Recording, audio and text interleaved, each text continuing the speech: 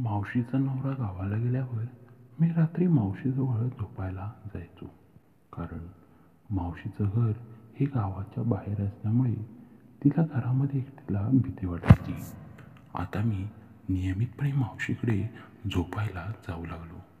मावशीला झोपेत एक सवय होती, ती म्हणजे नवऱ्याच्या अंगावर हात ठेवून झोपायची. ती माझ्यासोबत पण तसंच करू लागली. पुढे काय झाले ते तुम्ही आपल्या कथेमध्ये ऐका.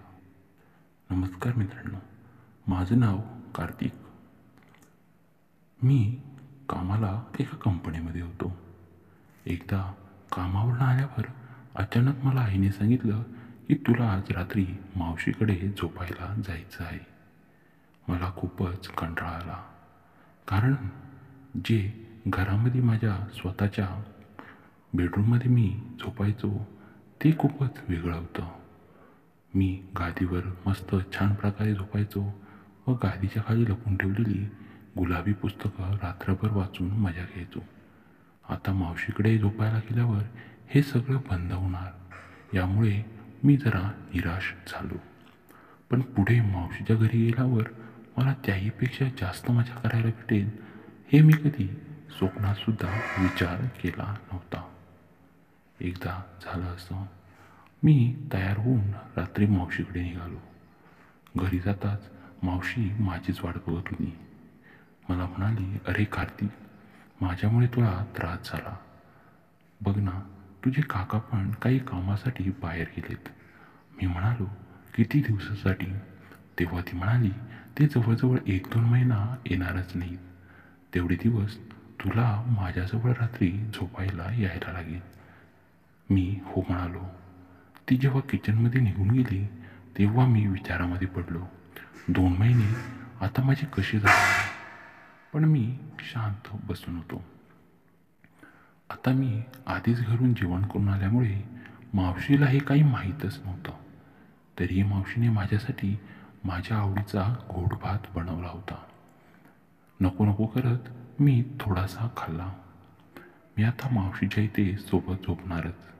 दिवस गरमीचे असल्यामुळे मावशीला मी एक आयडिया दिली. आपण दोघेही घराच्या छतावर जाऊन झोपूया. आधी ती नाही म्हणाली. ती म्हणाली की माझं घर म्हणजे आपलं घर हे गावाच्या बाहेर आहे. मला असं छतावर झोपायला भीती वाटते रे. पण मी तिला सांगितलं, मावशी मी आहे ना, तू का टेन्शन घेतेस, चल बघू. असं म्हणत आम्ही दोघेही छतावर झोपायला गेलो. त्याला कारण असं होतं की तेवढंच मला मोकळ्या अशा आकाशाखाली झोपल्यावर जरा बरं वाटेल. आम्ही दोघेही वरती झोपायला गेलो. रात्रीची वेळ होती व हवा थंडगार सुटलेली होती. मला कधी डोळा लागला हे कळालंच नाही. रात्री अचानक जाग आली तेव्हा मला तहान लागली होती. मावशीने पाण्याची सोय झोपलेल्या जागीच करून ठेवल्यामुळे मला काही खाली जावं लागलं नाही.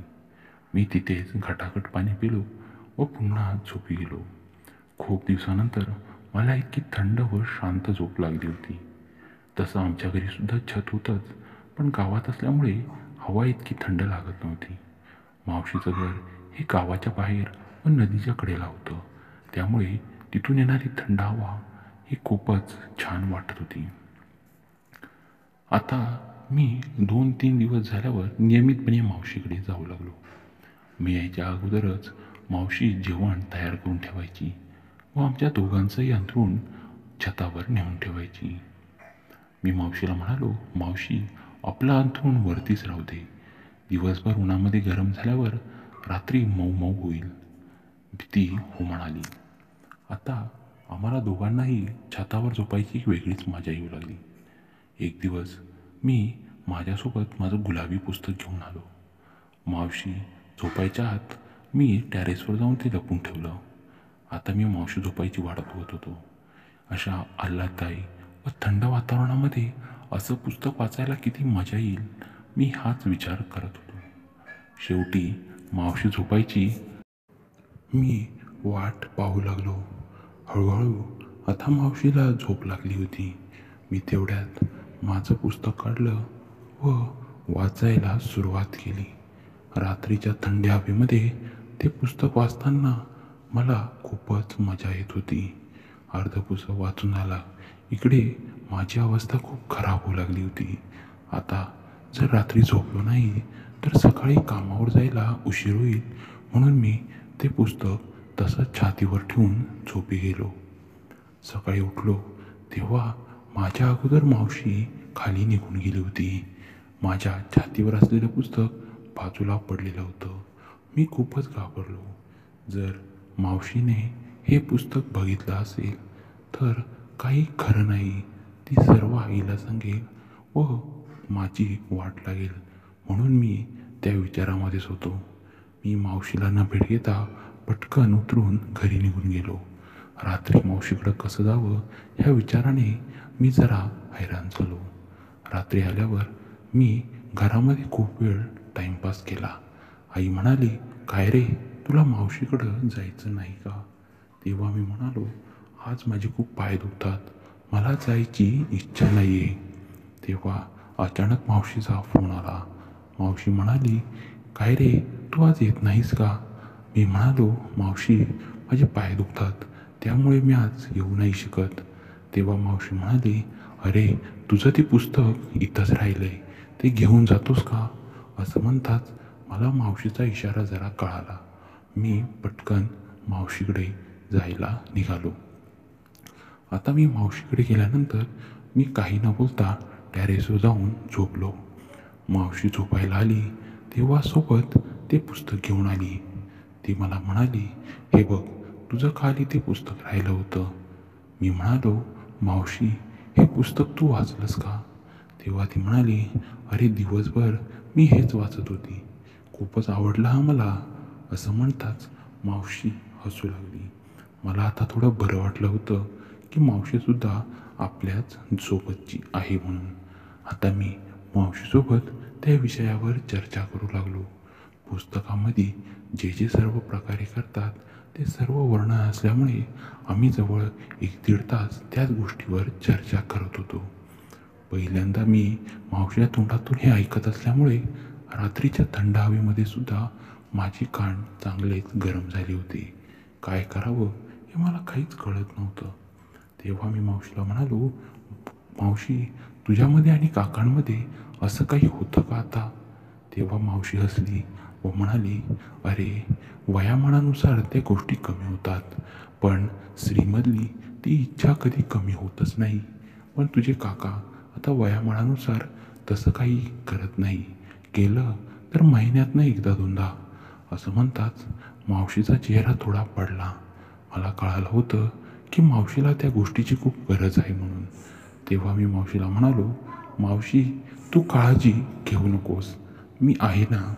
तेव्हा ती म्हणाली, अरे माझी एक समस्या आहे, मला ना रोज रात्री झोपताना तुझ्या काकांच्या अंगावर हात ठेवून झोपावं लागतं. तेव्हा मी म्हणालो, मावशी मग तू मला काका समजून माझ्या अंगावर हात टाकून झोपत जा. मावशीला आनंद झाला. तेव्हा ती म्हणाली, अरे पण कधी कधी मी अंगावर हात टाकते तेव्हा आमचं सुरूसुद्धा होतं. आता मला मावशीला माझ्याकडनं काय हवं आहे हे कळालं होतं. मावशीला म्हणालो, मावशी हे बघ, तुला जर करावंसं वाटलं तर तू बिंदास माझ्यासोबत करू शकतेस. मावशीने पटकन माझ्याकडे बघितलं व तिच्या डोळ्यामध्ये एक आनंदाची चमक मला स्पष्ट दिसली. आता मावशी व मी एकमेकांना जवळ चिटकून झोपलो होतो. रात्री झोपेमध्ये मावशीने माझ्या अंगावर हात टाकला. मला खूपच छान वाटलं. मला वाटलं बहुतेक मावशी झोपलेली असावी, पण तिचा हात आता हळूहळू माझ्या सर्व अंगावर फिरत होता. मला सुद्धा मजा येत होती. मी पण मावशीच्या अंगावर हात टाकला व संपूर्ण तिच्या अंगावर हात फिरवू लागलो. आता हळूहळू आमचा कार्यक्रम इतका रंगात आला की बाहेरच्या थंड हवेमध्ये व चंद्राच्या प्रकाशामध्ये आम्ही दोघेही भलतेच खुश झालो. मावशीला सुद्धा खूप दिवसानंतर असं करायला भेटल्यामुळे ती सुद्धा खूप खुश होती व मला सुद्धा आजपर्यंत फक्त पुस्तकामध्ये भेटलेल्या गोष्टी फक्त वाचत असताना व आज मला समोर करायला भेटल्यामुळे मी सुद्धा भलताच खुश होतो. आता आम्ही दोघेही काका येईपर्यंत असंच करायचो. काका आले तेव्हा सुद्धा आम्ही सुट्टीच्या दिवशी मावशीकडे जायचो व मावशी व मी दिवसभर असंच करत असायचो. तर मित्रांनो, तुम्हाला आपली ही कथा कशी वाटली हे कमेंट्समध्ये सांगायला विसरू नका. कथा आवडल्यास चॅनेलला नक्की सबस्क्राईब करा, जेणेकरून मी तुमच्यासाठी अशाच नवनवीन कथा रोजच घेऊन येईल. मित्रांनो, भेटूया आता आपण आपल्या पुढच्या कथेमध्ये. धन्यवाद तुम्ही वेळेत वेळ देऊन आपली कथा ऐकल्याबद्दल.